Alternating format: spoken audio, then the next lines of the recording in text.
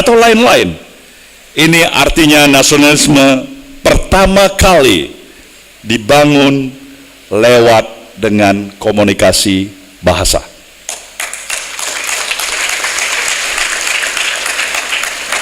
Nasionalisme dapat ditingkatkan dengan kemampuan komunikasi yang seharusnya lebih baik. Harusnya lebih baik. Hari ini, faktanya Indonesia tidak memiliki kemampuan komunikasi yang cukup memadai. Di depan rakyat, ucapan-ucapan pejabat negara dianggap bagaikan angin yang lalu.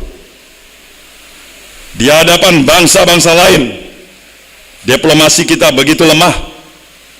Diplomasi budaya, politik, militer, serta diplomasi kepentingan perdagangan kita, hampir-hampir kita selalu kalah berhadapan dengan bangsa-bangsa lain. Disinilah sebenarnya peluang pada pemuda saat ini.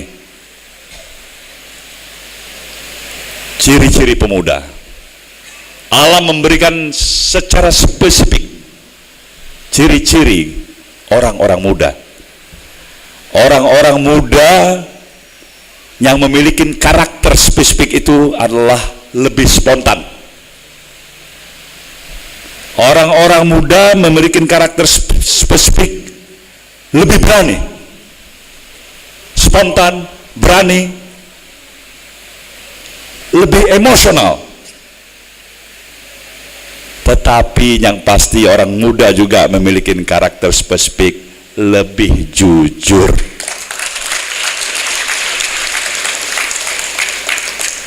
Seharusnya inilah menjadi modal bagi kita, memiliki orang-orang muda yang demikian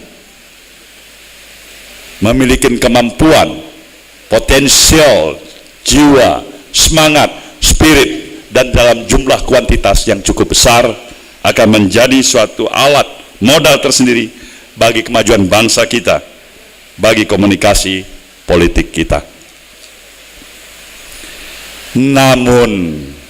Namun sayangnya kebanyakan pemuda saat ini tidak menyadarin semua itu.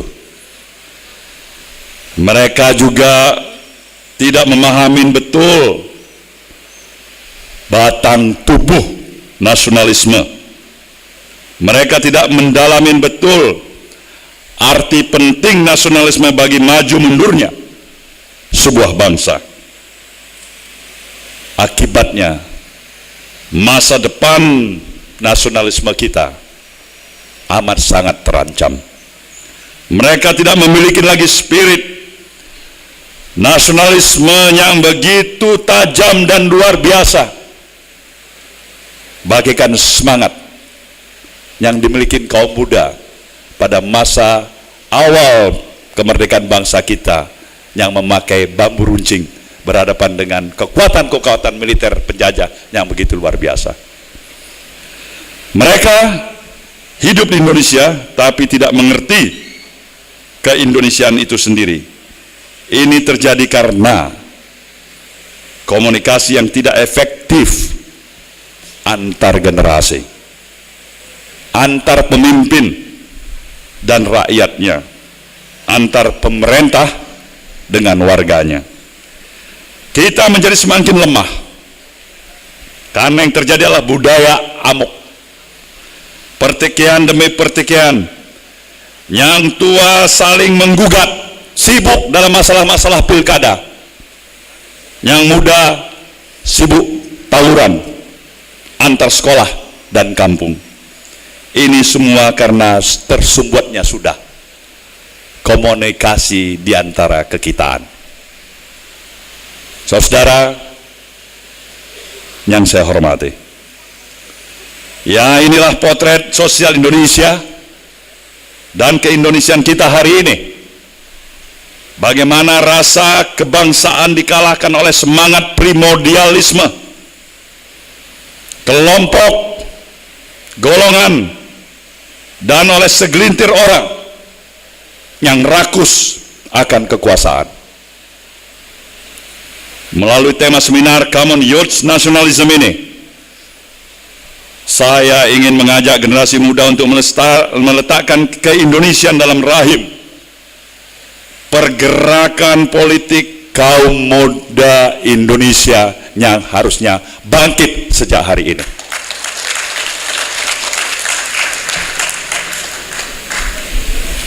Kini ada dua pilihan bagi kita. Dua pilihan bagi kita.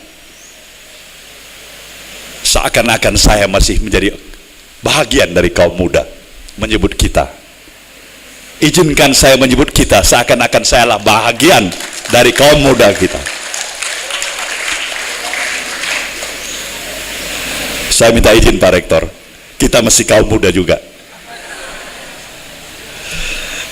Ada dua pilihan bagi kaum muda: berhenti bertikai dengan meningkatkan potensi diri dengan ilmu pengetahuan. Itu alternatif pilihan kita yang pertama. Atau pilihan yang kedua, menjadi pemuda yang bersemboyan, kue sera-sera, what will be will be. Apa yang terjadi, terjadilah.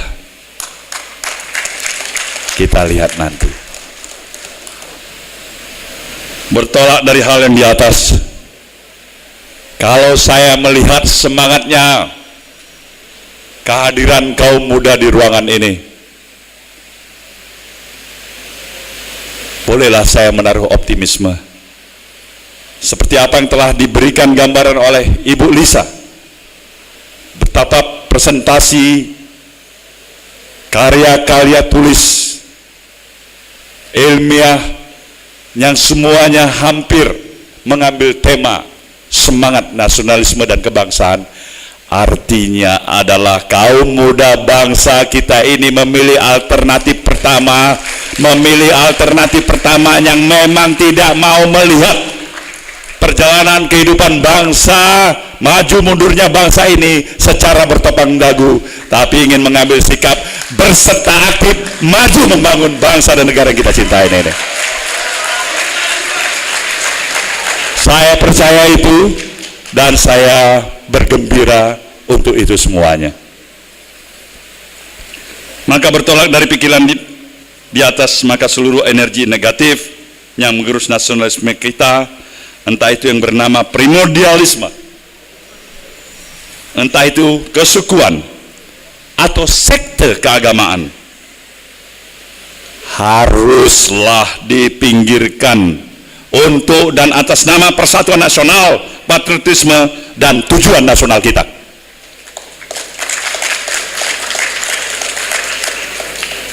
Asal-usulnya lahirnya bangsa Indonesia adalah kesamaan nasib akibat penjajahan yang panjang dari politik kolonialisme yang dilakukan oleh negeri-negeri imperialis.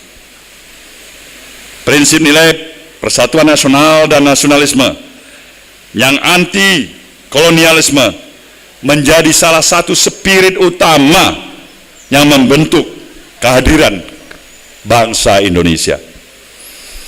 Satu-satunya optimisme yang menerbitkan harapan dan baru adalah membangun generasi muda Indonesia yang unggul secara ideologis dan bersikap progresif. Kaum muda yang bisa menyatu padukan segenap kekuatan nasional dari Sabang sampai Merauke, yang juga ikut membentuk karakter bangsa yang berdaulat di bidang politik, berdikari di bidang ekonomi, dan berkepribadian atas budaya bangsa kita sendiri, bangsa Indonesia. Ini adalah pesan sang proklamator bangsa kita, Bung Karno. Kaum muda pasti mengenal itu dari catatan sejarah yang kalian pahamin, dengan pidatonya yang terkenal